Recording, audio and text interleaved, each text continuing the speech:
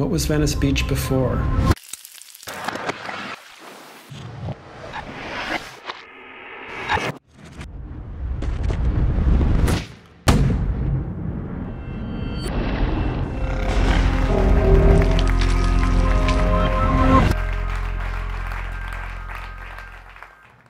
This weekend, tens of millions of people in the United States and tens of millions more around the world, in Columbus, Georgia, in Cardiff, Wales, in Chongqing, China, in Chennai, India, will leave their homes.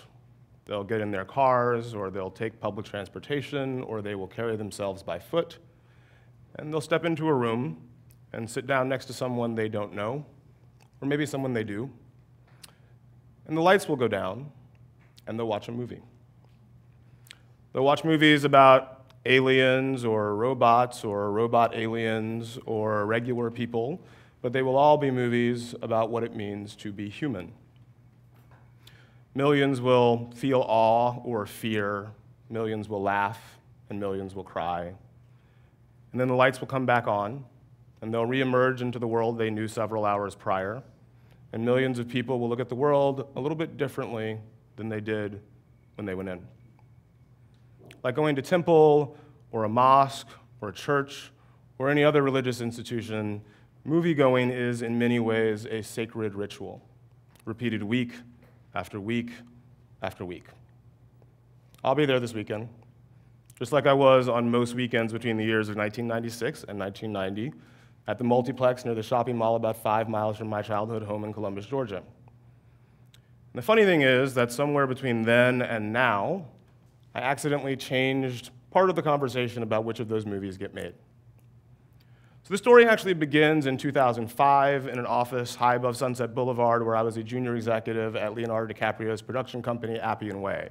And for those of you who aren't familiar with how the film industry works, it basically means that I was one of a few people behind the person who produces the movie for the people behind of and front of the camera whose names you better recognize than mine.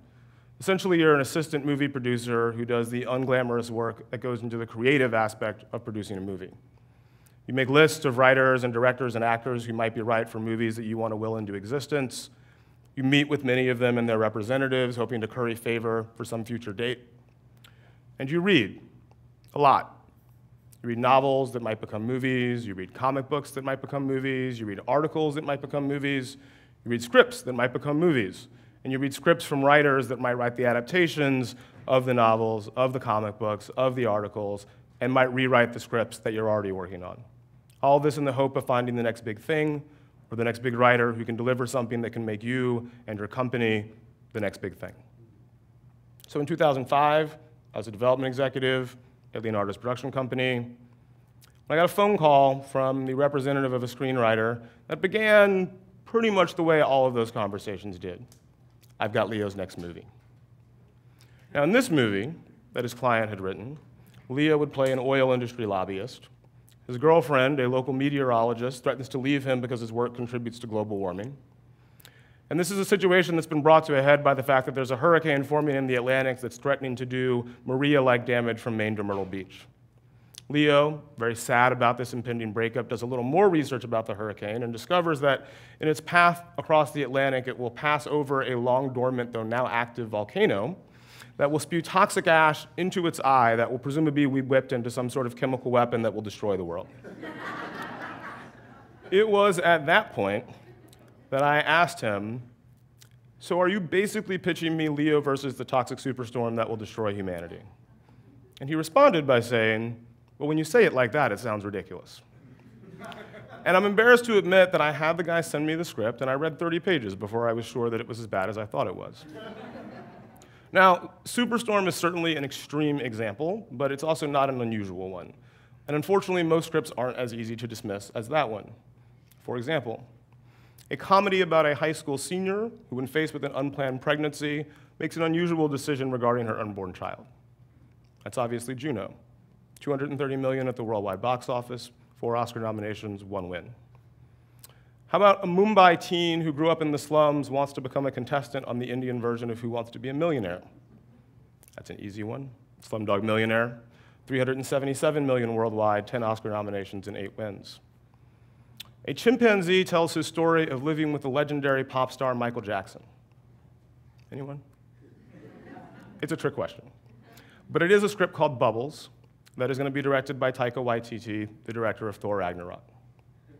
So a large part of your job as a development executive is to separate these superstorms from these slumdog millionaires, and slightly more generally, the writers who write Superstorm from the writers who can write Slumdog Millionaire. And the easiest way to do this, obviously, is to read all of the scripts, but that's frankly impossible. A good rule of thumb is that the Writers Guild of America registers about 50,000 new pieces of material every year, and most of them are screenplays.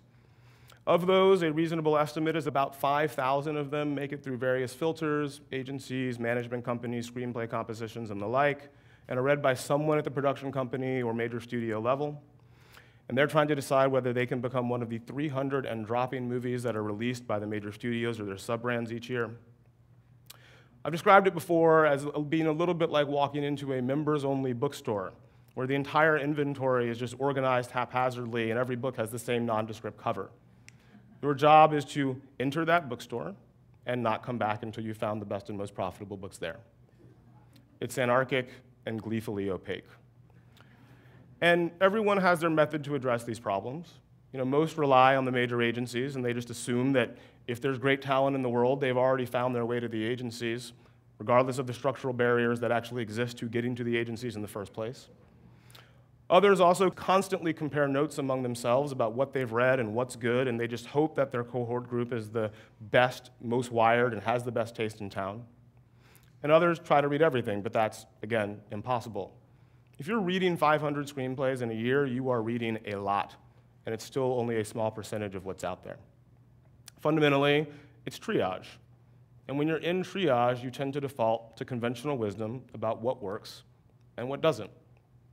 That a comedy about a young woman dealing with reproductive reality can't sell. That the story of an Indian teenager isn't viable in the domestic marketplace or anywhere else in the world outside of India. That the only source of viable movies is a very narrow group of writers who have already found their way to living and working in Hollywood, who already have the best representation in the business, and are writing a very narrow band of stories. And I'm somewhat embarrassed to admit that that's where I found myself in 2005. Sitting in that office above Sunset Boulevard, staring down that metaphorical anonymized bookstore, and having read nothing but bad scripts for months. And I took this to mean one of two things. Either A, I was not very good at my job, which was ostensibly finding good scripts, or B, reading bad scripts was the job, in which case my mother's weekly phone calls asking me if my law school entrance exam scores were still valid was something I should probably pay more attention to. What I also knew was that I was about to go on vacation for 2 weeks, and as bad as reading bad scripts is when it is your job, it's even more painful on vacation. So I had to do something. So late one night in my office, I made a list of everyone that I had had breakfast, lunch, dinner, or drinks with that had jobs similar to mine, and I sent them an anonymous email. And I made a very simple request. Send me a list of up to 10 of your favorite screenplays that meet 3 criteria. 1, you love the screenplay. 2, the filmed version of that screenplay will not be in theaters by the end of that calendar year. And 3, you found out about the screenplay this year. This was not an appeal for the scripts that would be the next great blockbuster, not an appeal for the scripts that would win the Academy Award. They didn't need to be scripts that their bosses loved or that their studio wanted to make. It was very simply an opportunity for people to speak their minds about what they loved, which in this world is increasingly rare. Now, almost all of the 75 people I emailed anonymously responded, and then 24 other people actually emailed to participate to this anonymous email address, but I confirmed that they did in fact have the jobs they claimed to have. And I then compiled the votes into a spreadsheet, ran a pivot table, output it to PowerPoint, and the night before I left for vacation, I slapped a quasi-subversive name on it and emailed it back from that anonymous email address to everyone who voted. The Blacklist, a tribute to those who lost their careers during the anti-communist hysteria of the 1940s and 50s, and a conscious inversion of the notion that black somehow had a negative connotation.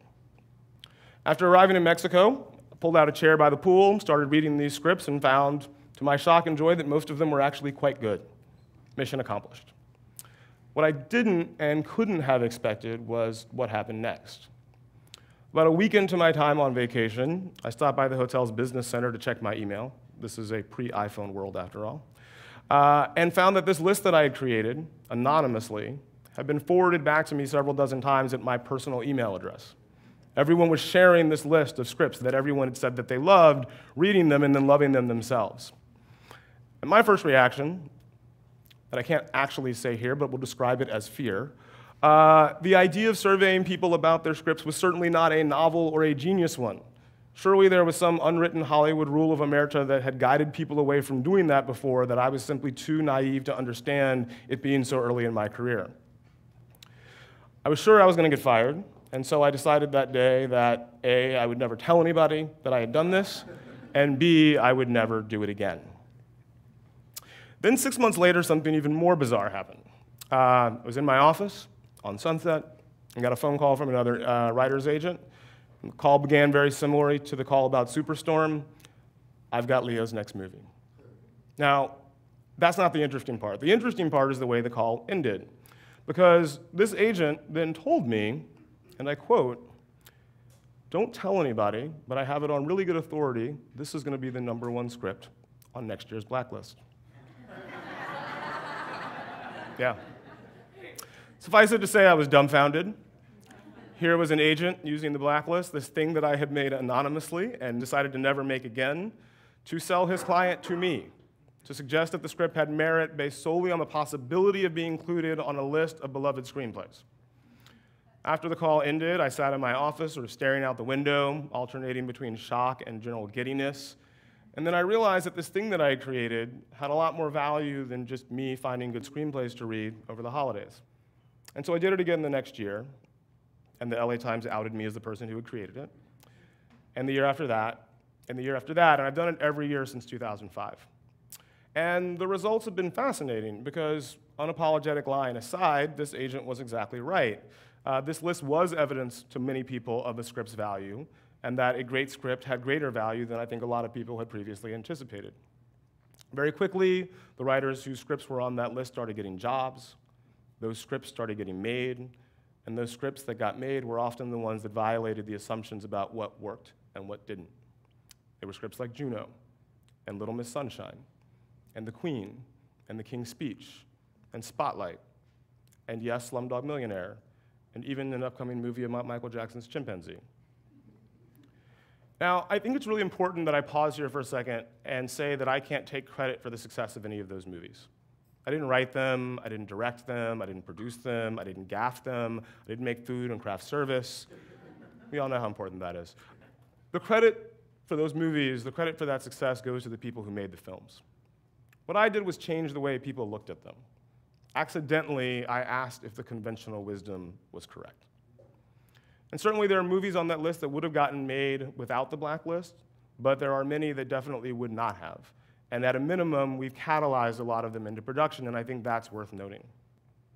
There have been about 1,000 screenplays on the Blacklist since its inception in 2005. About 325 have been produced.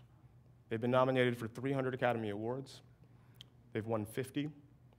4 of the last 9 Best Pictures have gone to scripts from the Blacklist, and 10 of the last 20 Screenplay Oscars have gone to scripts on the Blacklist.